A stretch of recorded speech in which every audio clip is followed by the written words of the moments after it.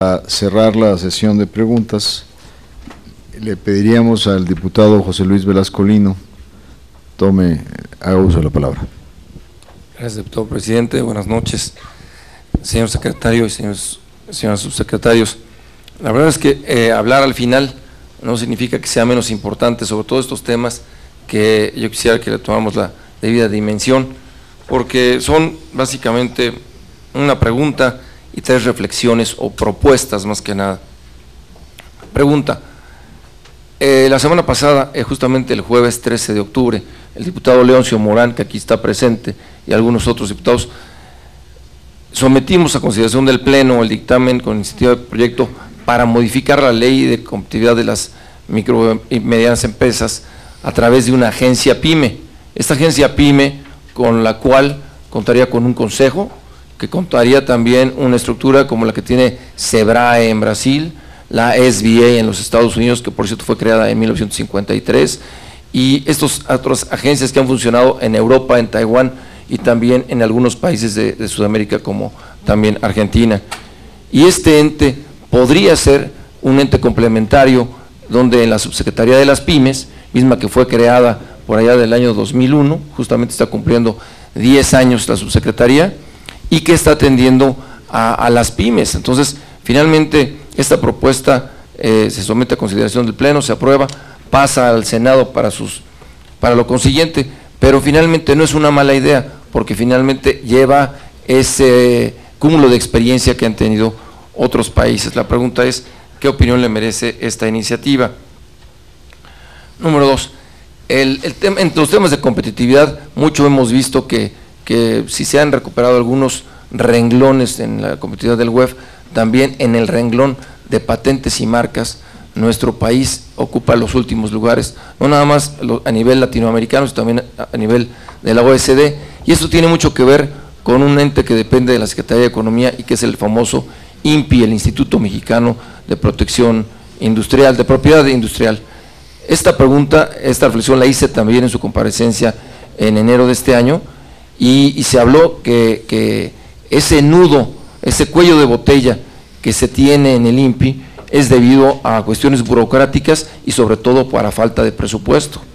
Hoy que estamos nosotros aquí, nos damos cuenta que finalmente usted ya removió al titular que llevaba prácticamente 10 años, 13 años, Jorge Amigo Castañeda, pero he buscado la cita con el actual titular y no he podido, para justamente que nos pueda decir dónde requiere el presupuesto, dado que la figura que tiene para recibir los recursos el INPI por el pago de derechos de patentes y marcas, resulta que no lo puede reinvertir en el mismo instituto para contratar más abogados y meterlos a trabajar en un doble o un triple turno, de manera que pueda disminuir ese cuello de botella.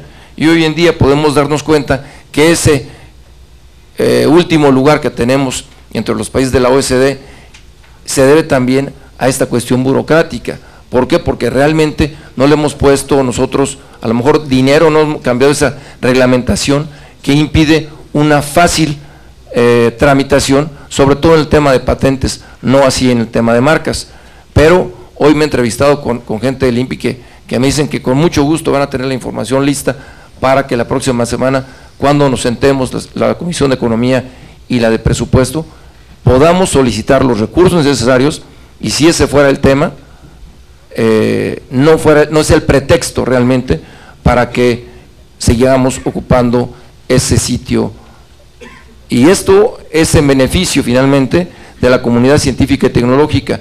Mucha gente piensa que es el CONACYT que tiene que ver con estos temas, pero claramente vemos que es el famoso INPI que depende de su jurisdicción. El siguiente tema es el tema de los famosos de los centros de desarrollo para la pequeña y mediana empresa. Hemos platicado con el subsecretario Marón, quien exitosamente ha seguido abriendo Centros México Emprende, pero donde ya hay emprendedores. ¿Dónde? En las cámaras industriales, la Cámara de Comercio, la Cámara de la Construcción, las asociaciones industriales, donde ya están incubadas las empresas, donde ya tienen éxito. Yo quisiera proponerle, señor secretario, que estos centros de desarrollo para la pequeña empresa estuvieran en las universidades albergados. ¿Por qué?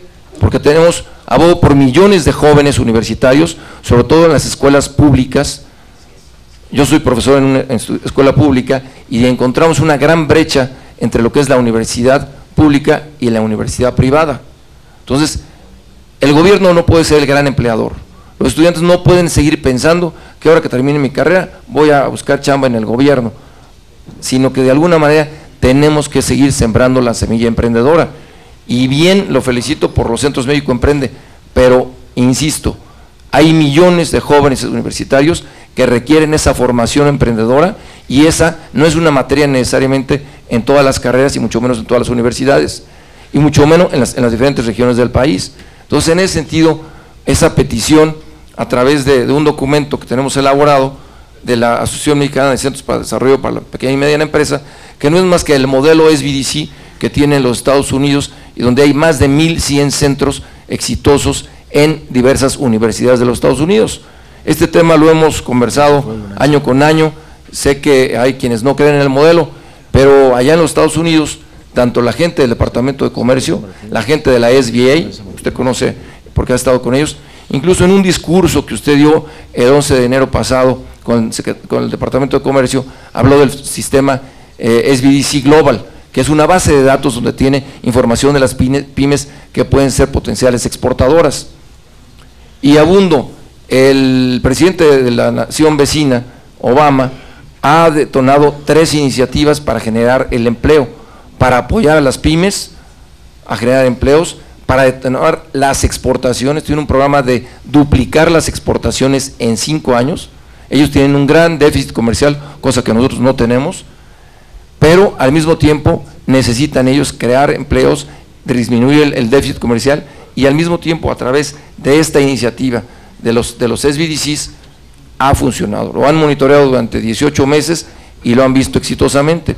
El Departamento de Estado, el Departamento de Comercio de los Estados Unidos están muy preocupados por el tema de la desocupación, el tema de la inseguridad en nuestro país y avalan este documento, avalan también este tipo de iniciativas, pero sobre todo dedicadas en los centros de educación públicos. Finalmente, señor secretario, si usted pudiera verdaderamente modificar el esquema que tiene el INPI para ser más productivo, si usted pudiera aceptar estas iniciativas que le darían formación emprendedora a los millones de jóvenes universitarios en nuestro país, y proponerle finalmente que restando escasos 12, 13 meses de la administración actual federal, pudiera detallar ese plan de política industrial de nuestro país, como lo han hecho países como Francia, como Brasil, que hacen su famoso Plan Nacional de Competitividad y que está sujeto a las diferentes potencialidades que tienen las diferentes regiones del país, como es el norte y el sur, el tema del turismo, y que están sujetos a muchas variaciones económicas. Felicito finalmente la creación de el incremento de nuevas exportaciones, y ya lo muestra desde que usted llegó a la Secretaría y con el antecedente de haber estado en ProMéxico, han incrementadose las exportaciones mexicanas. No me queda más que claro que usted tiene esa buena estrella y que al final de cuentas su experiencia en ProMéxico ha funcionado, pero cuando analizamos a detalle por qué han crecido las exportaciones, nos damos cuenta que han sido por las grandes empresas. 1, exportamos petróleo. 2, exportamos metales preciosos, es decir, nunca habían estado tan altos los metales preciosos y tan alto el precio del petróleo en los últimos meses, en los últimos años. Y también exportamos automóviles, en una cifra récord que está mostrando exportación este año. Hay quien dice que somos como el burro que tocó la flauta, porque realmente han sido factores externos los que nos han ayudado a tener esa racha alcista en las exportaciones. Yo creo que también hemos hecho una tarea de encadenamiento productivo, sobre todo hay el ejemplo de la industria automotriz, pero podemos exportar muchas más cosas.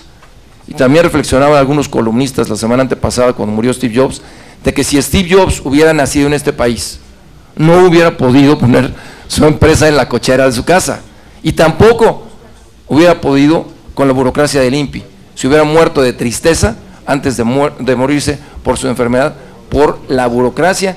Ustedes saben que la empresa que él creó justamente llevaba apoyos de la SBA y al mismo tiempo depende de la creación y de la aprobación de sus patentes para seguir siendo productivo como lo fue al revolucionar 3 diferentes industrias, incluso la del cine, la de la computación y la de los gadgets que hoy tenemos por aquí, en 3 diferentes décadas.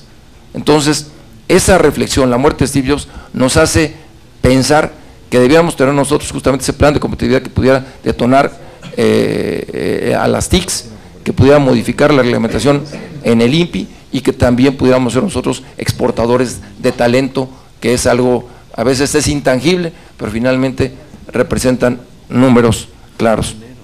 Señor secretario, muchísimas gracias. El balón está en su cancha. Gracias, diputado. Tiene